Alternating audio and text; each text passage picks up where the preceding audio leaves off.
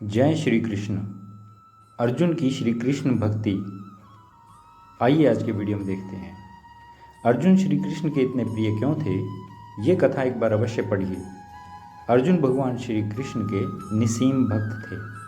महाभारत युद्ध के बाद भगवान श्री कृष्ण और अर्जुन द्वारिका जा रहे थे। तब रथ अर्जुन चला कर ले गए। द्वारिका पहुंचकर अर्जुन बहुत थक गए थे,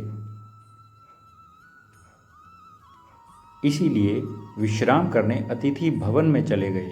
संध्या के समय भगवान श्री कृष्ण की पत्नी रुक्मिणी जी ने श्री कृष्ण जी को भोजन परोसा। तब वे रुक्मिणी जी से बोले, अर्जुन हमारे अतिथि हैं।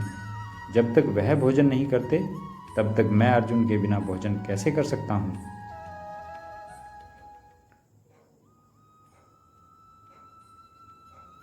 रुक्मिणी जी ने कहा, भगवान आप भोजन आरंभ कीजिए, मैं अर्जुन को अभी बुला कर लाती हूँ।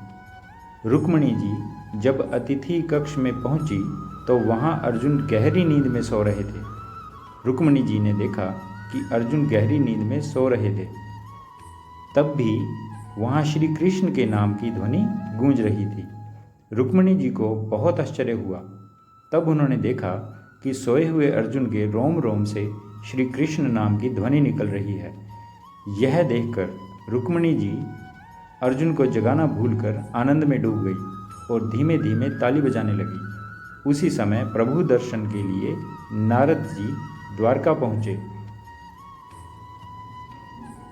उन्होंने देखा कि प्रभु के सामने भोग की थाली रखी है और वह प्रतीक्षा में बैठे हैं।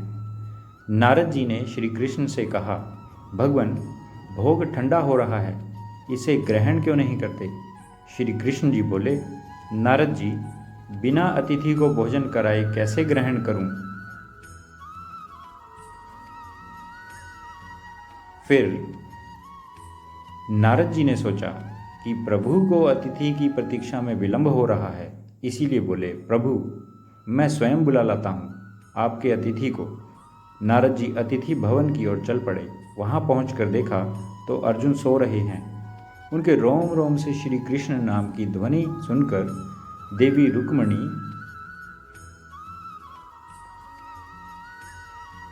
आनंद विभोर होकर ताली बजा रही थी। प्रभु नाम के रस में विभोर नारद जी ने वीणा बजानी शुरू कर दी। इसके बाद भगवान श्री कृष्ण की रानी सत्यभामा जी प्रभु के पास पहुंची। उन्होंने देखा कि प्रभु तो प्रतीक्षा में बैठे हैं। सत्यभामा जी ने कहा, प्रभु भोग ठंडा हो रहा है, प्रारंभ तो कीजिए। भगवान ने फिर से वही बात कही, हम अतिथि के बिना भोजन नहीं कर सकते। अब सत्यभामा जी अतिथि को बुलाने के लिए चलीं। वहां पहुंचकर सोए हुए अर्जुन के रोम रोम द्वारा किए जा रहे श्री कृष्ण नाम के कीर्तन और रुक्मिणी जी की ताली, नारद जी की वीणा सुनी तो वह भी भूल गई कि आखिर किस लिए आई थी। सत्यभामा जी ने तो आनंद में भरकर नाचना शुरू कर दिया। प्रभु प्रतीक्षा ही करते रहे, जो जाता है वह लौटकर ही नहीं आता था। प्रभु को अर्जुन की चिंता हुई, सो वह स्वयं चले।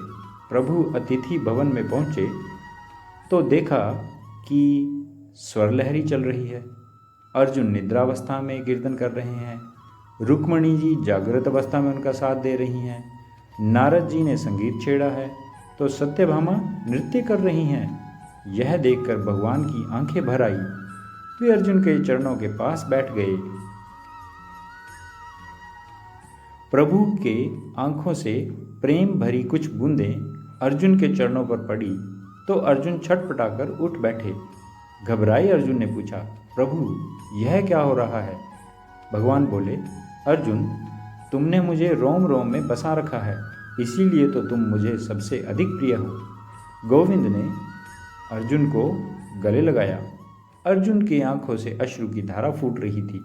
अर्जुन के रोम रोम में कृष्ण का जप चलता रहता था, इसीलिए भगवान उनके साथ रहते थे। उनका रोम रोम भी अखंड जप करता था। अर्जुन में जो श्री कृष्ण की इतनी भक्ति थी, इतना भाव था, इतनी शरणागति थी, इसीलिए वह श्री कृष्ण को इतने प्रिय थे। तो ये कारण था कि अर्जुन भगवान श्री कृष्ण को इतने प्रिय थे। तो बोलो जय श्री राम, जय श्री कृष्ण।